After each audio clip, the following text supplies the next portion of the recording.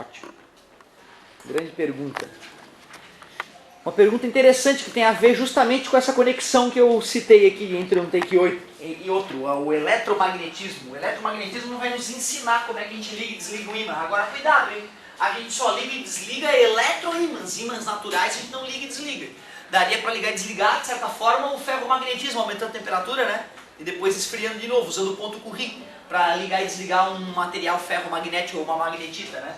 Mas a gente não pode pegar um ímã natural, um ímã fixo, permanente e desligá-lo. O ímã de uma caixa de som, por exemplo.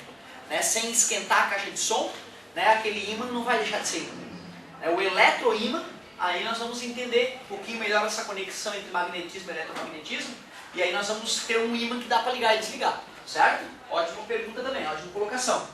Galerinha, olha só que bonito. Uma experiência que foi feita aí na Feira de Ciência, nesse sábado, aí na sexta-feira também, é uma experiência sobre o campo magnético. Um amigo trouxe um papel, né, uma folha branca, botou bastante de malha de ferro em pó aqui, e botou um ímã aqui embaixo. Esse ímã estava ou com o polo norte ou com o polo sul para cima. Ele não testou isso, não daria para perceber nessa experiência. E quando ele aproximava essa limalha de ferro que estava amontoada desorganizadamente aqui, cara, ela se acumulava de um jeito muito bizarro. Olhando de perto mesmo, cara, é quase inacreditável. Linhas muito características ficavam ali em cima. Né? O ferro ficava alinhado com linhas fininhas. E outra, se tu mexesse em cima aqui embaixo, ou o papelão que ele mexia aqui, essas linhas se curvavam. Então quando eu vinha aqui para o lado, as linhas faziam assim, ó. Se curvavam aqui para o lado, era muito nítido isso, é mágico. Mesmo eu que já vi isso dezenas de vezes, quando eu olho aquilo, cara, é a prova de que tem algo invisível atuando naquela região. Este algo invisível a gente chama de campo magnético. E aí os cientistas definiram, claro que aí fazendo experiências mais completas, ó, os caras percebiam que a limalha de ferro, ela se alinhava em curvas muito belas assim, ó, certo? Ela se alinhava em curvas muito belas. Para não ficar louco, tu olhando esse desenho maluco aí, eu vou esticar o meu ímã e vou representar só algumas linhas de campo magnético para tu entender como é que são essas linhas. Então se eu pegar um ímã em forma de barra, compridinho, polo norte e polo sul, as linhas de campo elas vão conectar o polo norte e o polo sul, e os cientistas definiram que essas linhas têm uma direção emergindo do polo norte, apontando em direção ao polo sul e penetrando no polo sul, indo em direção por dentro do ímã do sul para o norte, mas por fora do ímã é sempre do norte para o sul. Essas linhas não são imaginárias. Essas linhas existem, dá para confirmar a existência delas com ferro em pó. E o vetor campo magnético naquele ponto, como seria? Sempre tangente. Essa ideia é importante, sempre tangente. Ali está o campo magnético, tangente. Qual é a unidade para medir campo magnético? É o Tesla. Tesla, um cientista importante, né? Esse Tesla, ele deu bastante contribuições, embora existam mitos aí, né, de que ele era muito acima do seu tempo, e na verdade ele era meio desorganizadão, meio viajão, né? Ele foi genial, mas também foi ruim em vários aspectos, como todo mundo, né? Tem coisa boa e coisa ruim, ser humano, né? Mas aí a galera, né, faz uma ondinha em volta do nome dele e tal, mas, né, teve coisa boa e coisa ruim, não era nada fora do normal, assim como Einstein, Newton, eram caras que tiveram um ambiente que favoreceram eles também a ter as conclusões deles. Não eram sobre-humanos, não são inatingíveis. Talvez se um de nós dedicarmos a vida inteira à matemática, descoberta de matemática, talvez a gente, né, tenha uma ideia que ninguém teria, porra, se ficasse a nossa vida toda dedicada a um estudo específico na nossa vida.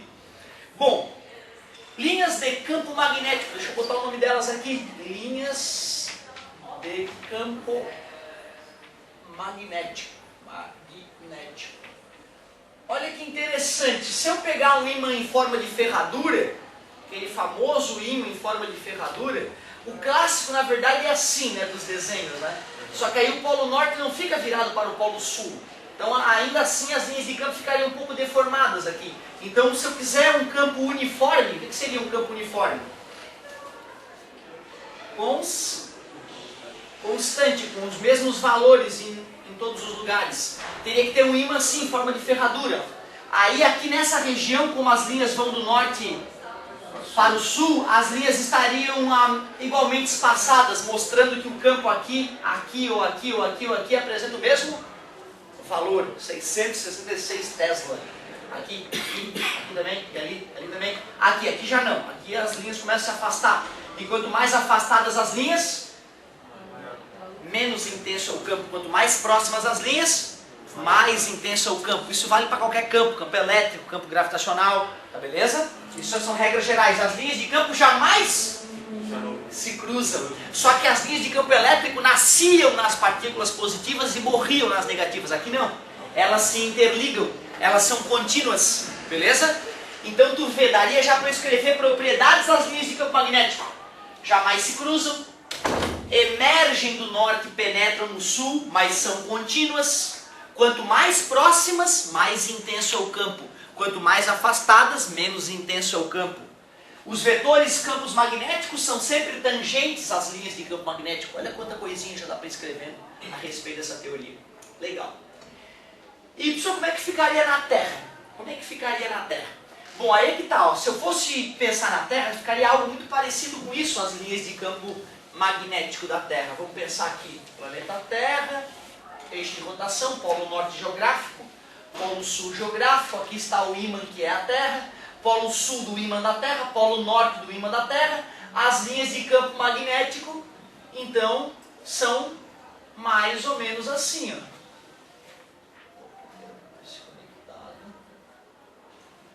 Se nós formos olhar aqui, quem estiver aqui na superfície, o que importa seria a diferença de campo magnético nessa região. Só que daqui para cá ou daqui para cá, a diferença de campo magnético é muito, muito pequena. Ou seja, em cima, por ser grandão, né, eu não vou sentir uma grande diferença de campo magnético.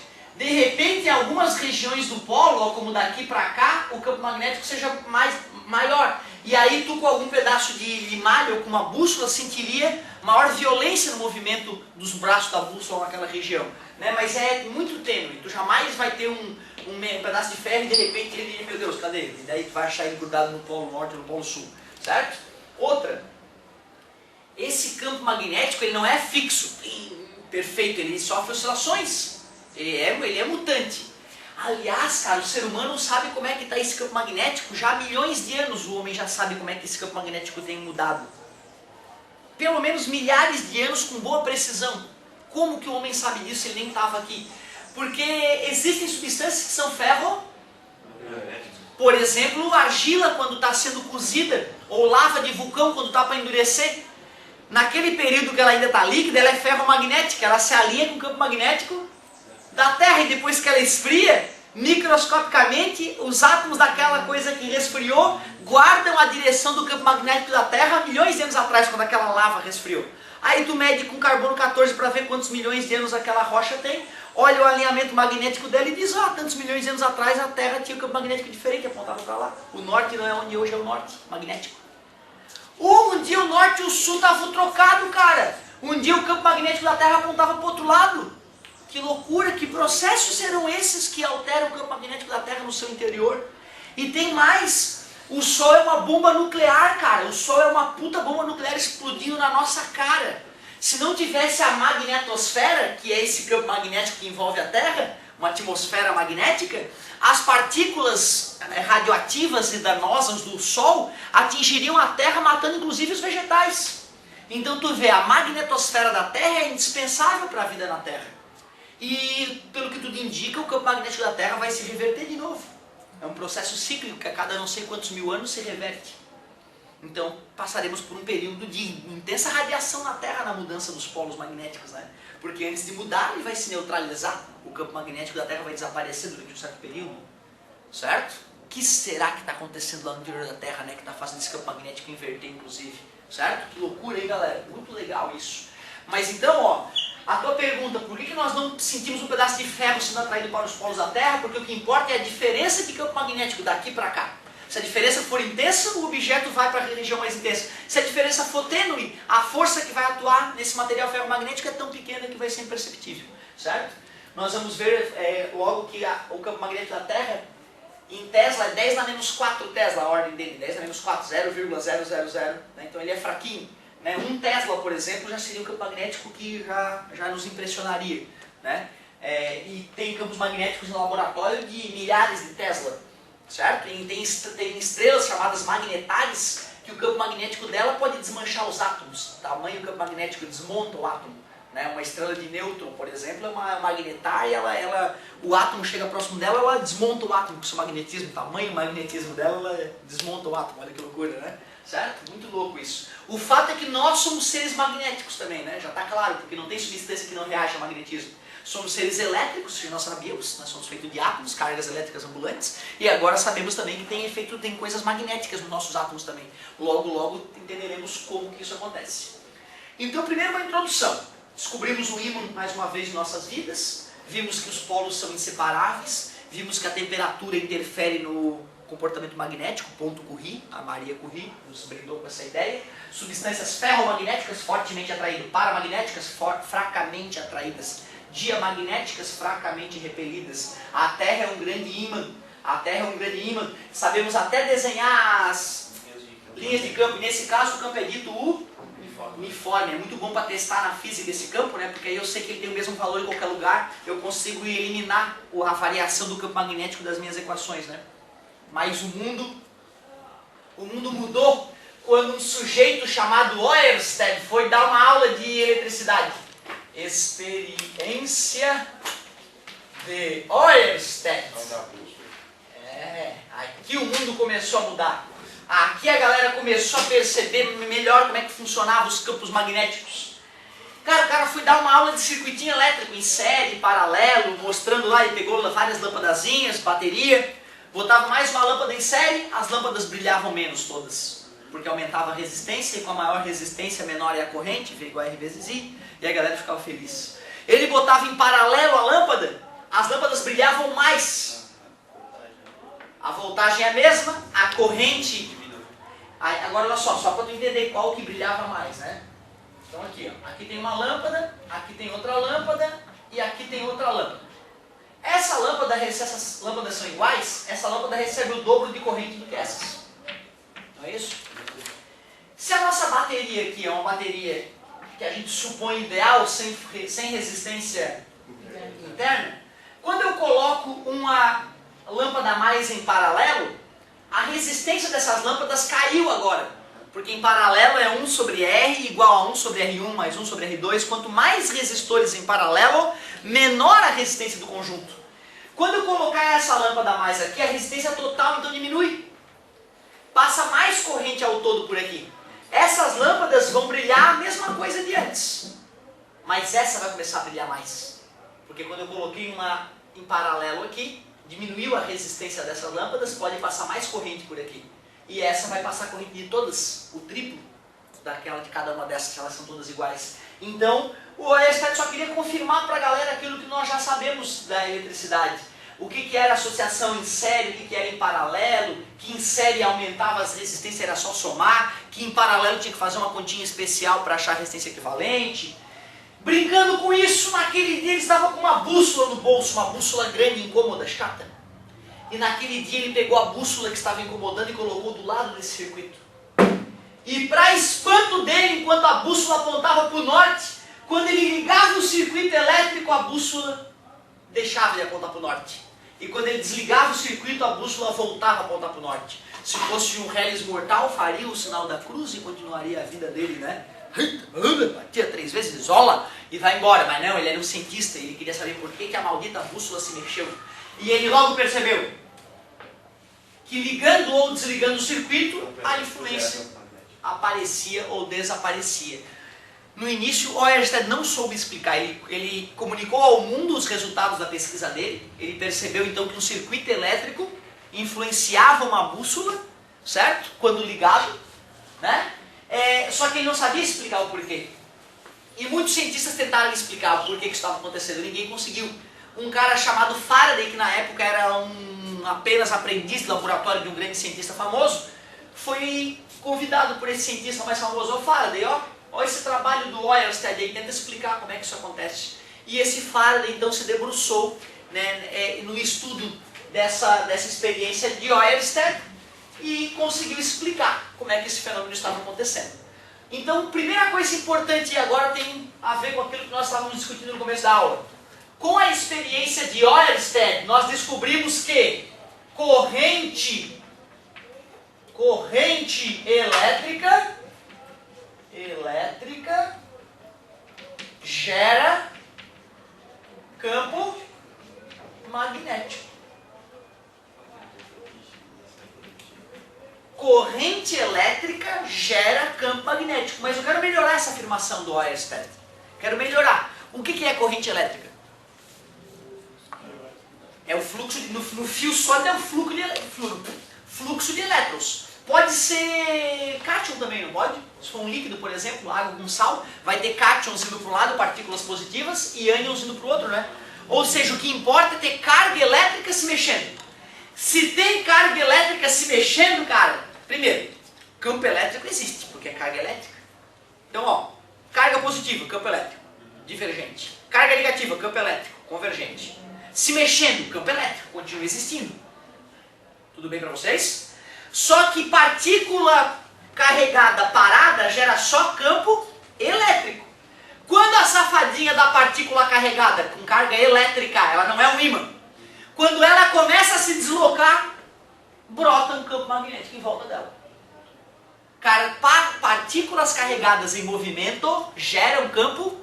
Essa é a mais importante das afirmações. Afinal, corrente elétrica é movimento de cargas elétricas. Então, cargas elétricas em movimento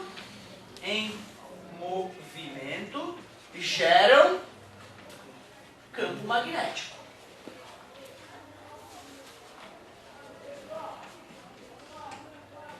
Cuidado, não sei se é o melhor momento para falar isso, mas eu acho muito interessante isso. Eu só fui aprender depois que achava que entendia um pouco de magnetismo e isso mexeu com as minhas entranhas.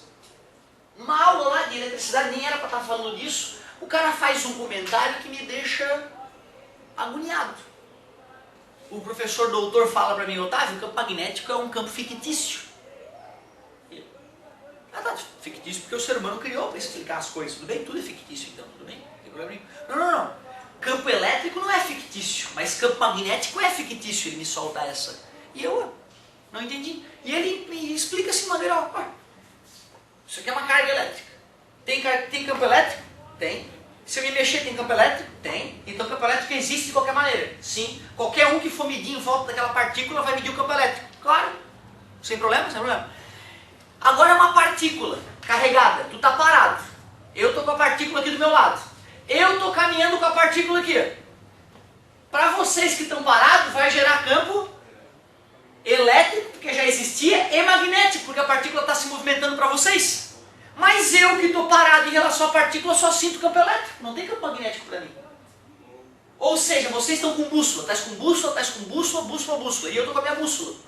Eu estou com uma partícula carregada aqui, ó.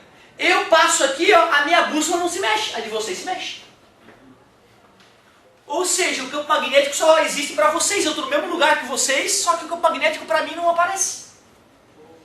Ele é fictício. Ele é fictício. Não se espanta, porque tem gente que é doutora em física e não sabe que o campo magnético é fictício. Eu cutuquei um outro professor, né, estava numa discussão mais filosófica lá, eu cutuquei um cara que é doutor em educação. O campo magnético é fictício, ele dá de ombros assim. Como assim, tá louco? O campo magnético é fictício? Tu vê uma coisa que é básica na física e o cara que é doutor em física não se tocou. Eu estou te falando isso porque existe uma outra forma de explicar esses fenômenos que eu estou te colocando agora, que não usa essas teorias clássicas que eu vou te mostrar. O Weber, ele deu explicações para o magnetismo que o mundo acadêmico não aceitou bem. Mas são explicações, de certa forma, às vezes melhores para alguns fenômenos. Eu ainda não estudei a fundo o magnetismo de Weber, certo? E sou curioso por isso. Então, para alimentar vocês aí nessa dúvida do campo magnético, será que campo magnético é a melhor forma de explicar esses fenômenos? Será que não tem uma forma ainda mais fantástica e mais simples de explicar esses fenômenos que nós sentimos, né, essas forças? Então tu vê, magnetismo, para Weber ele explica de uma forma diferente. Na verdade o Weber não usa a ideia de campo magnético para explicar os fenômenos dele. E consegue explicar do mesmo jeito que Maxwell e outros explicaram usando a ideia de campo magnético, certo? Então olha que bacana, uma coisa aí para quem for continuar na área, né, dá para ainda achar bastante detalhes para evoluir ainda na física, mesmo na física básica. Então bacana, hein? Experiência de Ørsted mostrou ao mundo que corrente elétrica gera campo magnético. Cargas elétricas em movimento, além do campo elétrico que não deixa de existir em nenhum momento, vai brotar em volta dela um campo magnético, mas só para quem se movimenta em relação à carga. E o safadinho do Faraday descobriu até como é que calcula esse campo. Eu só vou mostrar a primeira parte para vocês, porque já me passei aqui na fala.